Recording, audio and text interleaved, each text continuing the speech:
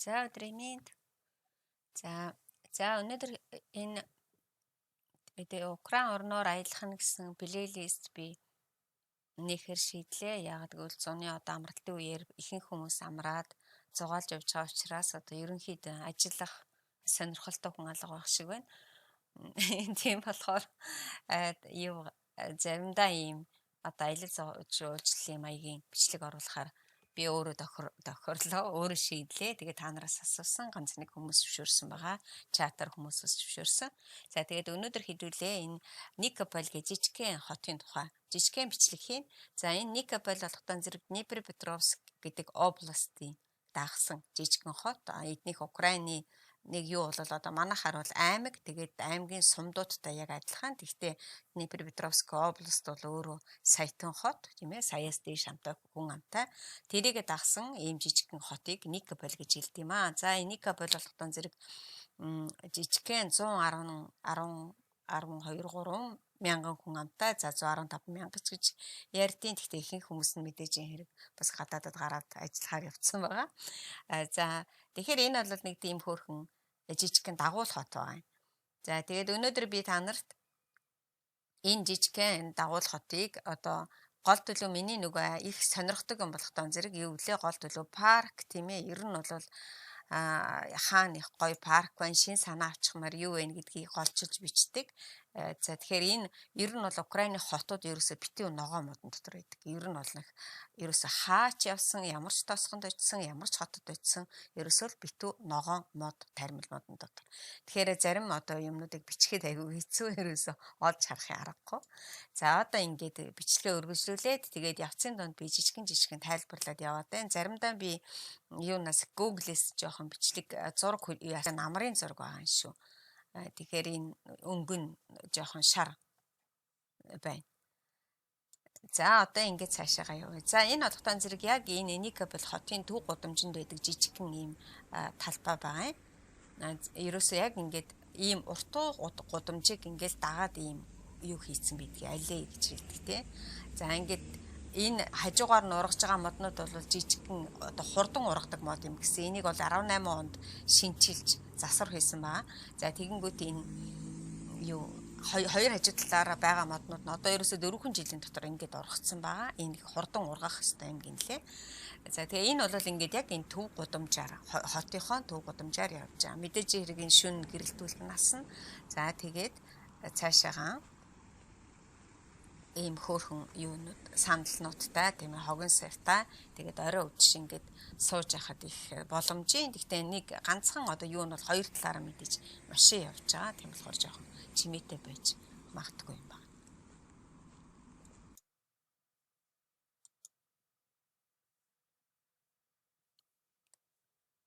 За тэгэхээр энэ Никопольд бол ерөөсөө ихэнх нь ер нь одоо газар тариалан эрхэлж ажилладаг. Тэгээд 2 том завууд, 3 том завуудтай. Нэг нь болохоор юуны Ферсплавны завууд гэд манайхаар бол жоншны үйлдвэр. Тэгээд ган нөгөө хоолой хийдэг 3 том үйлдвэрнүүд байгаа. Тэгэхээр энэ Никополийн гэр бүлнээс нь бол ядаж одоо нэг хүн завуудад ажилладаг гэсэн үг. Манайхаар бол нөгөө уур хаачтын хот гэдэг шиг одоо яг ийм металлургийн том үйлдвэрүүдийн ажилчдын хот байгаамаа. Тийм болохоор ерөнхийдөө айлынх нь одоо хүмүүс нь юу хийдгүүгэл дандаа ихэнх нь завуудад ажилладаг. За тэгээд тосгонтой залгаа. Тийм болохоор тосгоноосоо одоо юу тосгоноосоо одоо нөгөө цагаан эдээ махаа бол тосгоноосоо бэлддэг. Ерөөсөө энэ жижигхэн том тосгонч гэж хэлдэг Никополийг. Яагаад гэвэл ерөөсөө тойроод ингээд юутай гэсэн үг. Тосгонтой гэсэн үг. За одоо энэ төв талбайд нь нөгөө эх орны дайнд орж исэн юуны онгоцыг одоо авчираад ингээд дайнд дуусны дараа хөшөө хийсэн байна. За одоо ингээд цаашаагаа сая энэ юунаас эхлээд энэ ингээд дахиад цаашаагаа ер нь бол ингээд та нар энэ Украины хотуудын бичлэгийг хийхэд бол ерөөсөө дандаа л ийм парк, ерөөсөө хаач явсан ийм жижигхэн паркнууд, янз бүрийн парк байдаг. Тэгэхээр энэ сая нөгөө миний үзүүлсэн тэр паркаас ингээд цаашаагаа явж байгаа парк байна. Тэгээд ерөөсөө төрөл бүрийн мод тарьсан. Тэгээд ингээд ерөөсөө нэг өсөндөө ногоон хотууд. За энийг цааш нь хэдүүлээ тайлбарлалтгүй үзээд яваад бай.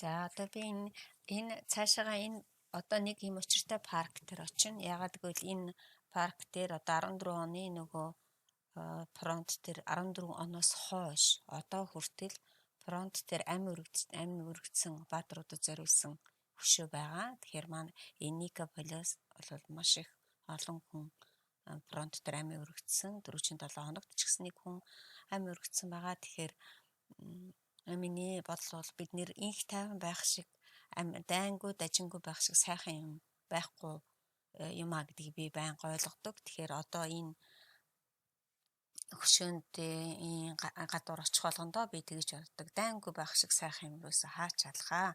Тэгвэл бидний гэр орныхан маань элэг бүтэн тайван байх юмаа гэд. За одоо ингээд цаашаа нөрөөсөлөд үзье.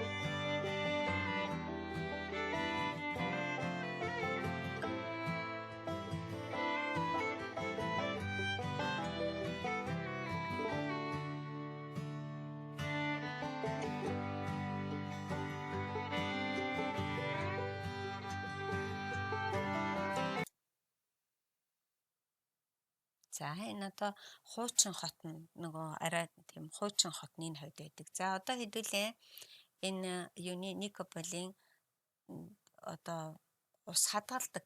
Одоо эднийх нэг ийм онцлогтой. Одоо би та нарт ийм нэг далаа харуулах гэж байна. Гэхдээ энэ бол яг нөгөө давстай далаа биш.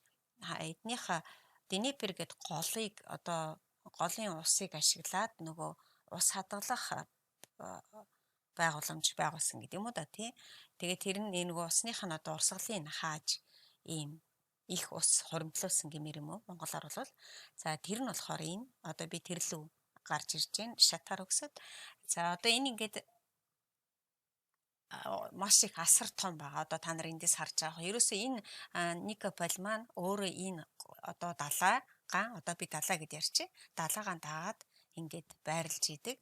За одоо тэр цаана харагдаж байгааг дараа нь би тайлбарлаж өгье. За энэ бол мэдээж их орны дахиад нөгөө их орны дайнд хэрглэж исэн их бууг авчираад энэ төгшөө тавьсан баа. За одоо тэр цаана харагдаж байгаа нэг юм байна тийм ээ 6 ширхэг блоктой. За энэ болохтон зэрэг нөгөө энэ голын наад талын ирэг дээр нь ингээд Никополь, нөгөө талын ирэг дээр нь Запорожской област гэж хэлдэг. Запорожийн одоо эднийх бол Днепропетровской област гэж яхад нөгөөх нь бол Запорожской област гэдэг өөр област болоо явчихж байгаа. За тэгэхээр одоо нэг гэсэндээ өөр аймаг болоо явчихж байгаа. За одоо ингээд тэр эндээс 7 км-ийн зайтай нөгөө Украины атомын цэглэгаан станц байдаг.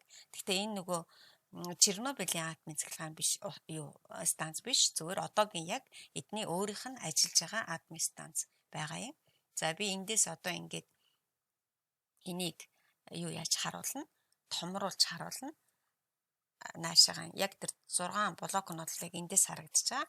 Энэ бол одоо яг эдний цэглэгаан станцыг яг өнөөдрийн байдлаар хангаж байгаа атомын станц байгаа.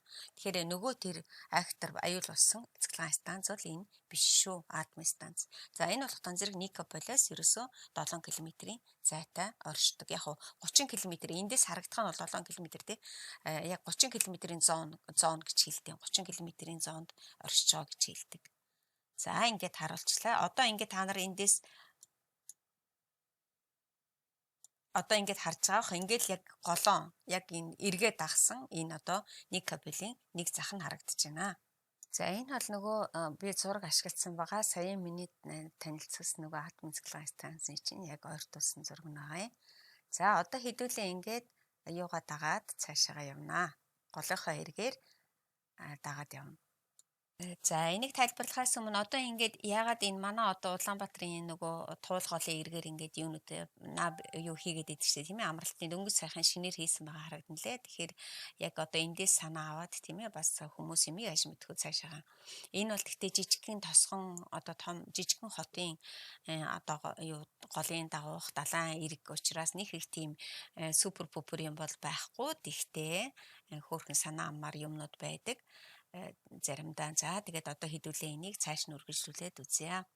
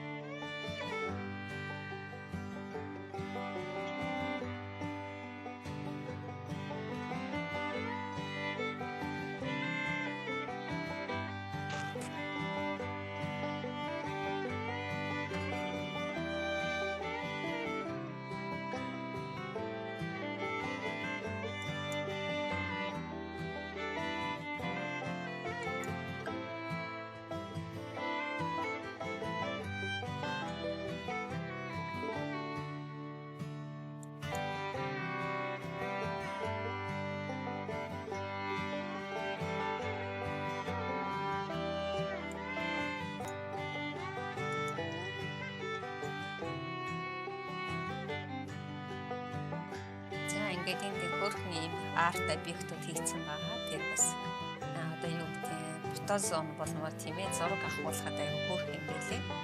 Тэр бас ийм миксэдээд яагаад хийчихэл хөөрхөн юм бэлээ хүүхдүүдийн зураг авахулахад бас хөөрхөн сэтгсэн байгаа. Тэр ингээд нэг орой өдөшин цаг агаар сайхан үед гээ сандал дээр сувчаад голын эрг рүү хараад тэр далайн эрг рүү хараад ус өмөртөөд ингээд энэ байж хад бас орой өдшийг хүүхдүүд энэгээр дугуугаар яваад тийм ээ ингээд байгаад их хайтайхан байдаг.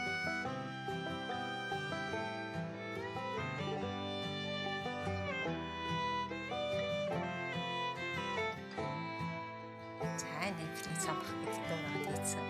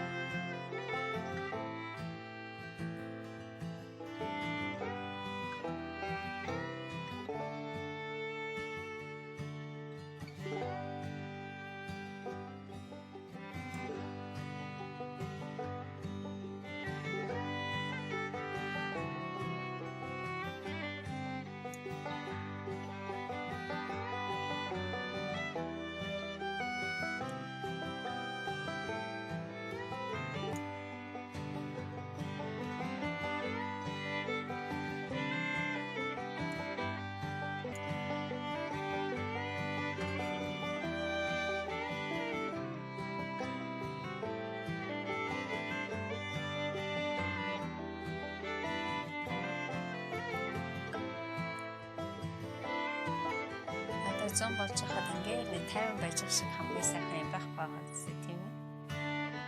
Ингээд битэн ногоон дотор.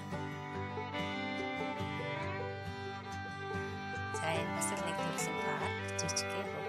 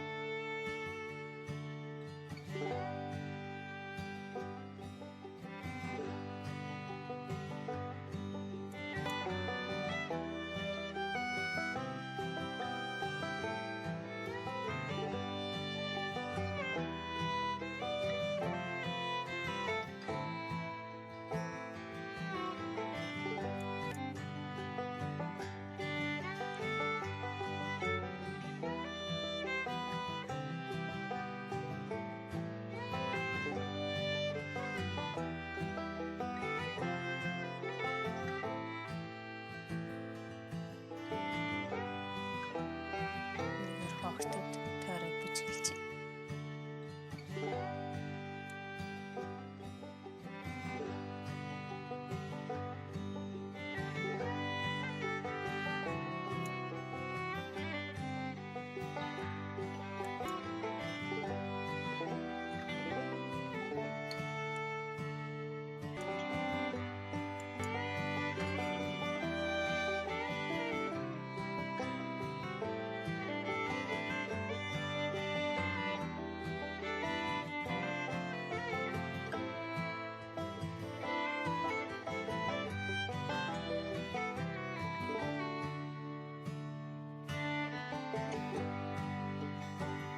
За иймэрхүү төрлийн барилгууд ер нь их байдаг.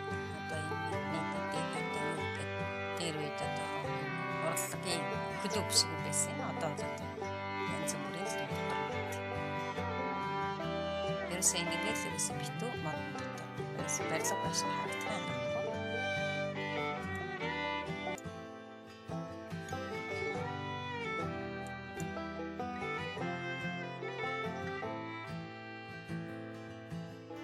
Бас нэг төрлийн одоо юу байгаа юм жижигхэн хөрхөн одоо церковтэй бидний жижигхэн сүм энэ гэхдээ бүр том сүм бол биш жижигхэн сүм байна.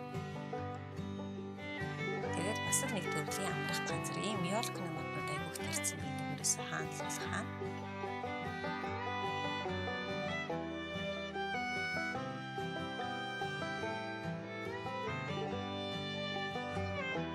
Би ингээд паркуудаар явж байхад хүн ерөөсөө амар амгалан байх шиг л сайхан юм байдаг юм байлээ. Хүн хэдий ч ийм амгалан орчин байна. Хэдий ч хүн тайван амгалан байна тийм үү. Ерөөсөө ийм олон паркнууд, ийм олон амрах газарнууд байх тусам хүн одоо сэтгэлийн таашаал авах гэсэн. Яг бухимдахгүй, уурлахгүй тийм ээ. Тийм болохоор би ийм паркнууд их дуртай. Ер нь бол орой өдөр болж игэл ингээд чимээ өгнөөс сууж идэг. Энд ямар чимээ байх вэ гэвэл ерөөсөө хүүхдүүдийн чимээ байна. Хүүхдүүд тоглоно, гүйлнэ, тийм ээ. Тэгэхээр чи бид нар чинь хүүхдийн дуу чимээнд бид нар чи өөрсдөө амарч идэг.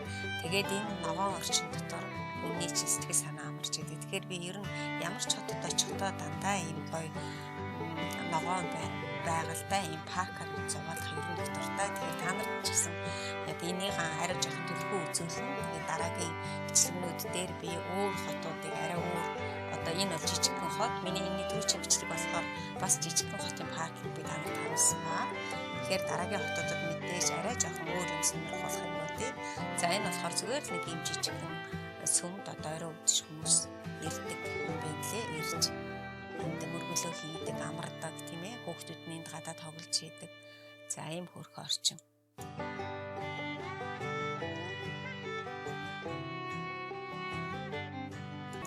За би одоо яг сая энэ сүмийн эндээс яагаад энэ сүм энд байдгийг гэвэл одоо тэр цаад талын хөшөө харагдаж байна. Энэ болохоор нөгөө дэлхийн 2 дугаар дайнд амар хүчсэн хүмүүсийн дурсгал зориулсан хөшөө байгаа. Ийм хөшөөнүүд бол нийт тэнд байдаг. Яагаад гэвэл дэлхийн 2 дугаар дайнд Украинс маш их одоо яасан хохирол амссан маш их олон хүн амар хүчсэн. Тийм болохоор яалтж авахгүй нийттэй холбоотой ийм хөшөө дурсгалын газар байдаг.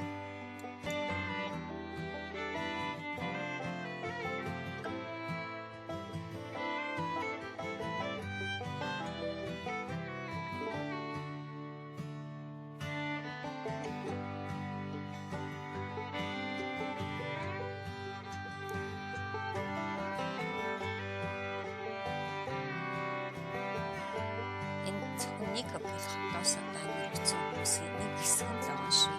Ерөөсөө ингээд бас амар тань болоод өнгөрсөн биднэрт түнхэсэн.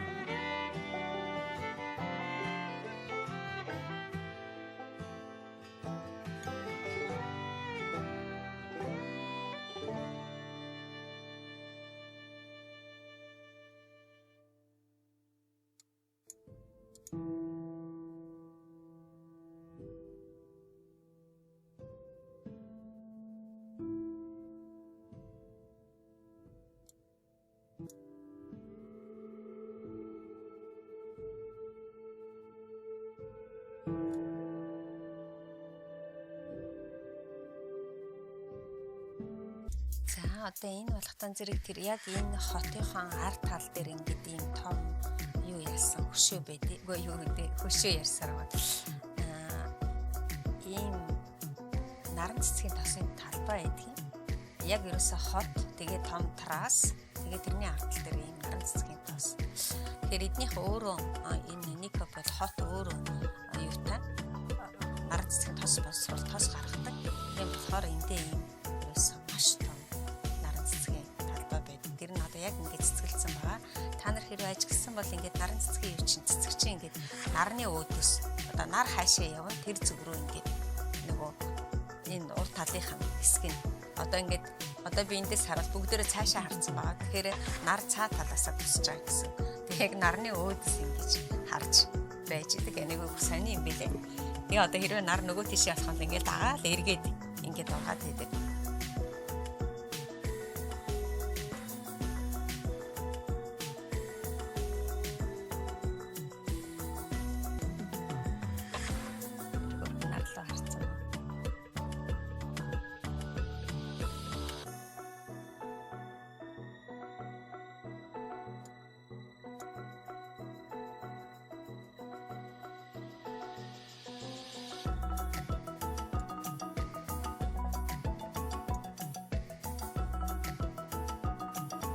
За энэ ингээд энэ хотынхын өвлийн зургийг харууллаа. Энэ ийм одоо хуучны ийм барилганууд маш их байдаг. Өвлийнх нь одоо юунаас зургнуудын интернетээс зүгээр зураг аваад тавьсан байгаа. За миний түрүүний нөгөө очсон газар чинь. За эдний энэ болтон зэрэг яг жинхэнэ үндсэн том цэрэг буюу сүм. Яг одоо хамгийн том түрүүний миний харуулсан бол жижиг гинэ. За ингээд өнөөдрийнхөө бичлэгийг дуусгая. Бүгдөрөнд нь амжээл тэгээд нэг ийм маягтай жижигэн бичлэг хийгээд байвал та нар таалагдах баха гэж бодож байна. За ингээд Украин орноор аялах бичлэгний маань 2 дахь жижигхэн цуврал дууслаа. Бүгдөрөнд нь эрүүлийн сайн сайхныг хүсье.